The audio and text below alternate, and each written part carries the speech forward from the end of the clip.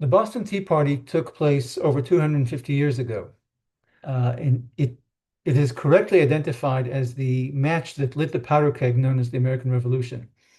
Yet it is quite baffling for historians because it clashes with the materialist framework that many historians use to explain the revolution. According to this materialist framework, the elite families who led the revolutionary movement did so because Britain's imperial reforms, those taxes and the funding schemes that Britain was initiating, curtailed these American families' commercial, economic, and political interests. So parliamentary taxes, and more important, um, parliamentary tax enforcement measures at sea, at port, and in court mobilized American elites who in turn mobilized common folks to oppose Parliament. Okay, so according to this framework, the poor rallied to help the rich and powerful maintain their wealth and position in American society. The Boston Tea Party is a perfect illustration of this revolutionary pattern because it was an act of defiance against the Tea Act, which eliminated the tax on tea brought into America by the British East India Company, which had the effect of lowering the price of tea for all consumers. Okay?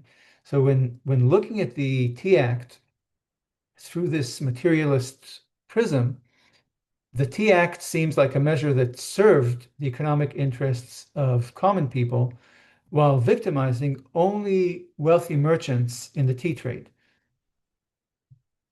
So the East India Company's special tax break allowed it to cut prices for consumers and thus undersell American tea importers, who did not get the tax break, and thereby price them out of the market. Okay? So the attack, that nighttime attack on the East India Company ships and the dumping of the tea into the harbor was carried out and cheered by common folks, but it served the interests of rich tea merchants at the expense of the poor. Okay. Um, so again, so it's a perfect illustration of that materialist storyline that has the rich mobilizing the poor to serve the interests of the rich. And yet, lower class and upper class Americans offered a fairly coherent and sensible constitutional explanation for their actions during that Boston Tea Party.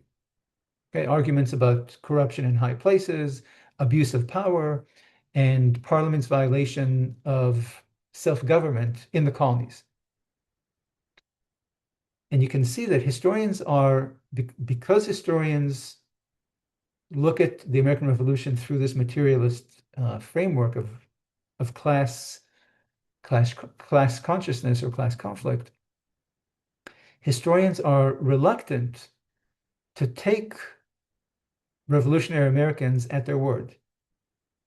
Okay? Historians instead assume that, like when wealthy Bostonians and lower class Bostonians explain why they're so outraged by the Tea Act, historians don't take them at their word. Instead, they assume that elite Bostonians were hiding their true economic motives behind constitutional slogans, populist slogans about corruption in high places and self-government. And common folks play the role of impressionable fools in this storyline, duped into looking past their own economic interests, cheaper tea in this case, as they rushed to support the economic agenda of their social superiors because they were, again, tricked or led to believe that there's a constitutional issue at play here, or a moral issue at play here about self-government. And historians deploy this Marxist, meaning this class conflict or class consciousness explanation repeatedly to make sense of the baffling habit of lower class people to side with their wealthier countrymen in various national projects. Okay, so Karl Marx's influence on the study of history, sociology, and economics has led most Westerners to conceive of elites and common people as groups with different and opposing circumstances, interests, sentiments, and allegiances. Okay. One should keep in mind, however, that this adversarial understanding of class and class conflict was foreign, as a general rule, to the minds of pre-modern people. Right? Elite families in early modern England and America enjoyed support, deference, allegiance, and trust from the people below them. Okay? Common people in local communities saw the elite status of their social superiors as legitimate. And, and these elite families, for the most part, reflected the interests, fears, concerns, and values of their localities, meaning of people below them on the social ladder. And an important factor to keep in mind in this respect is that Americans, rich and poor, were not alone in understanding the imperial reforms, including the Tea Act, as primarily constitutional measures, purposefully designed by Parliament to overturn the structure of government in the British Empire. Okay? Parliament, too, saw the imperial tax measures as a way to enhance the governing role of Parliament in the different localities in America, and to limit the role of local assemblies and local courts of law. The disputes over the imperial reforms, from the Sugar Act to the Tea Act and the Coercive Acts, were not financial, but were constitutional on both sides. Okay, so um, when agitators against the Tea Act were talking the language, the constitutional language of self-government, etc., we can see that Parliament is using this is having that same constitutional discussion, not an economic one. Okay? So when we consider the Boston Tea Party, there's therefore good reason to be skeptical of the portrayal of wealthy Massachusetts merchants as duplicitous, and the portrayal of poorer Bostonians as dupes. Okay?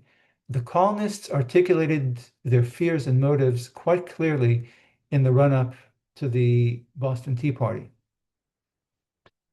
And the and this and their own depiction of their fears and motives matches that of Parliament. Okay? So it suggests that actually Americans and British governing circles understood correctly what the other side was doing. They were having the same conversation with one another.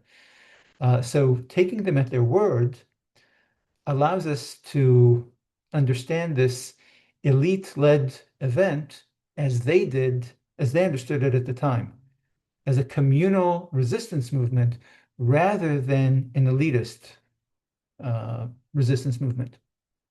Thank you.